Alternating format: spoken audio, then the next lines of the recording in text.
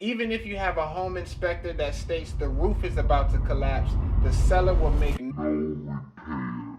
So you're debating whether to fix your home or sell as is. Choosing whether making repairs is worth the money can be difficult. In this video, I'll go over the most important points so you can make an educated decision on should you sell your home as is or remodel.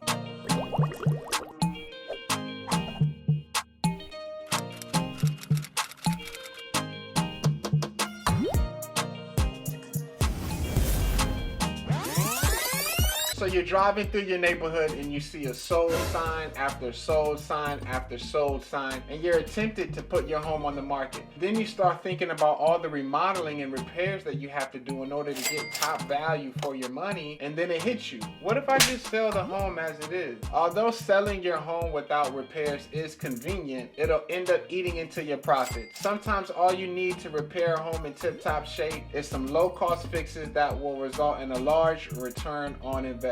When considering any significant actions regarding your home sale, it's good to consult with a professional realtor whether an as-is sale is right for you. So what does it mean to sell your home as is? It means the seller will not make any repairs to the home and the prospective buyer will purchase the home in its current condition. Even if you have a home inspector that states the roof is about to collapse, the seller will make no repairs. In most cases, fixing up the home before you list it is the preferable option. A well-maintained home is way more appealing to potential buyers. However, in situations where you gotta move quickly for personal and financial reasons, an as-is sale is the go-to option. For example, if your home is being foreclosed upon, selling it as is can help you avoid foreclosure. That means giving up some profits to escape the consequences of foreclosure is a better option. Now let's talk about who would even want to purchase a home as is. Let's face it, very few first-time home buyers, if any, purchase a fixer-upper. With that said, an as-is home don't usually appeal to the mass market, but they do attract investors.